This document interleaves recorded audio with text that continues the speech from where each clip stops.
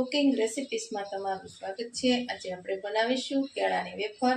તે અત્યારે માર્કેટમાં કેળા કાચા તમને ઇઝીલી મળી જાય છે, તો આપણે કેળાની વેફર બનાવીશું। તો અહીંયા મેં 4 નંગ જેવા કેળા લીધા છે, તો આપણે એની પહેલાં છાલ કાઢી લઈશું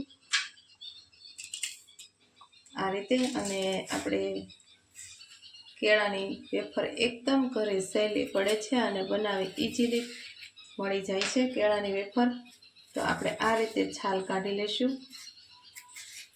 છાલ કાઢેલા કેળા તમે જોઈ શકો છો કાળા પડી જાય છે, એટલે આપણે આ રીતે ચપ્પુની મદદથી જ છાલ કાઢી લઈશું। જ્યાં સુધી આ ભાગ બ્લેક જેવો છે એટલો આપણે કાઢી લઈશું। અને આ વેફર ઘરે બનાવી એકદમ સહેલી છે અને ફટાફટ બની જાય છે ઘરે, અને બાળકોને વધારે ભાવતી હોય છે વેફર। તો તમે જોઈ શકો છો આપણી આ છાલ છે ઉપરની જ્યાં સુધી આવી બ્લેક જેવી દેખાય છે ત્યાં સુધી આપણે કાઢી લઈશું। અને આ રીતે આપણે બીજા કેળાની પણ કાઢી લઈશું।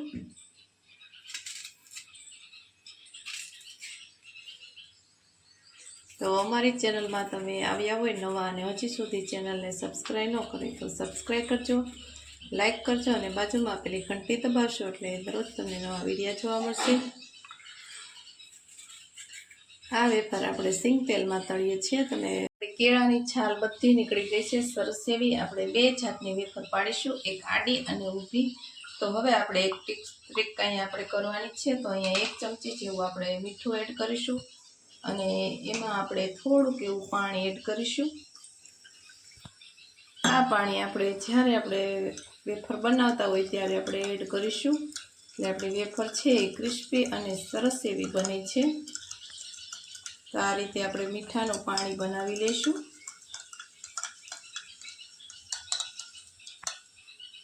તો તમે જોઈ શકો છો આપણું પાણી બની ગયું છે અને હવે આપણે સાઈડમાં મૂકી દઈશું। અને હવે આપણે કેળાની આપણે વેફર બનાવવા માટે આપણે અહીંયા 2 ટુકડા રાખીશું, 2 ભાગ કરીશું। અને હવે આપણું તેલ પણ ગરમ થઈ ગયું છે।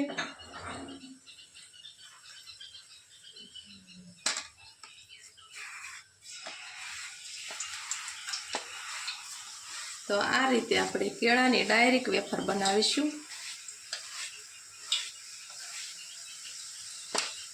કેળા ચીકણા હોય છે એટલે આપણા હાથમાંથી ચીપકી જાય છે।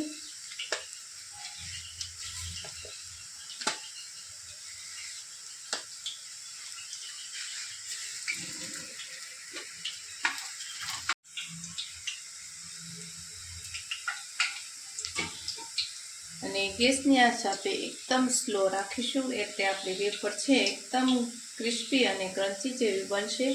તો હવે આપણે એમાં 1 ચમચી જેવું આપણે આ મીઠાનું પાણી છે તે એડ કરીશું।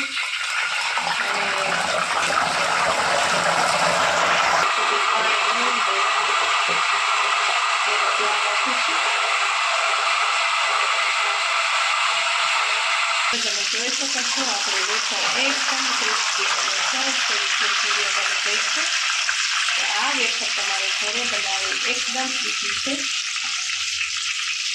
અને હવે આપણે આ વેફરને આપણે કાઢી લઈશું। તમે જોઈ શકો છો આ વેફર એટલી સરસ ક્રિસ્પી અને ક્રન્ચી બની છે, એકદમ સોફ્ટ। તો હવે આ રીતે આપણે બધી વેફર બનાવી લઈશું।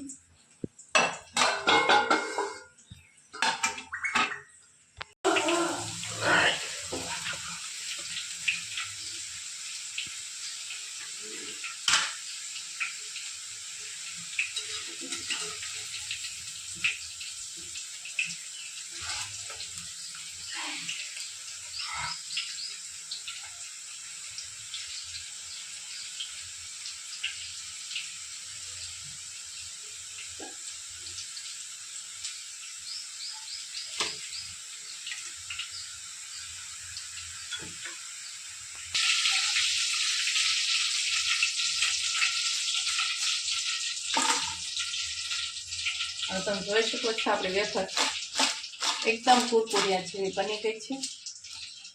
આ રીતે આપણે બધી વેફર પાડી લઈશું। ગોળ સ્લાઇડમાં બનાવીશું કેળાની વેફર, તો આપણે એને પણ આ રીતે પાડી લઈશું।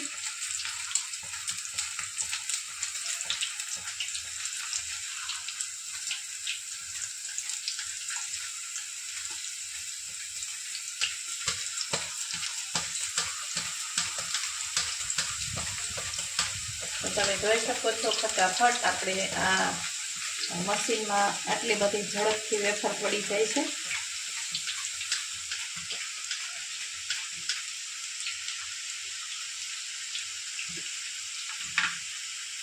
આપણે બે રીતની વેફર બનાવીશું, એક ગોળ અને એક લાંબી ચિપ્સમાં. તો હવે આપણે 1 ચમચી જેવું આપણે મીઠાનું પાણી એડ કરીશું. આ રીતે આપણે વેફર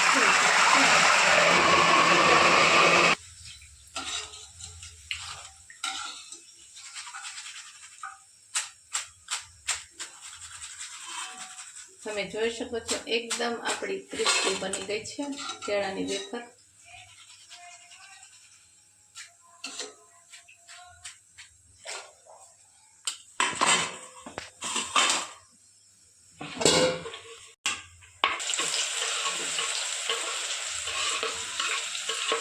તમે આ રીતે નીચે પાણીને પણ તમે એડ કરી શકો છો.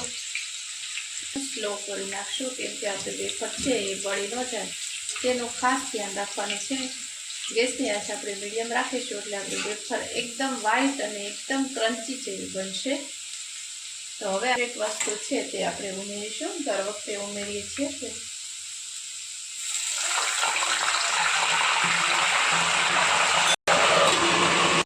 તો તમે જોઈ શકો છો આપણી વેફર એકદમ ક્રિસ્પી એવી બની છે. બે વેફર સરસ એવી બની છે અને એકદમ સરસ એવી કુરકુરે બની છે. તમે જોઈ શકો છો એકદમ ક્રિસ્પી. તો હવે આપણે એનો મસાલો કરી લઈશું આ રીતે. તો સાઈડમાં મૂકી દઈશું અને આપણે મસાલા કરી લઈશું બંનેનો. તો મસાલો કરવા માટે આપણે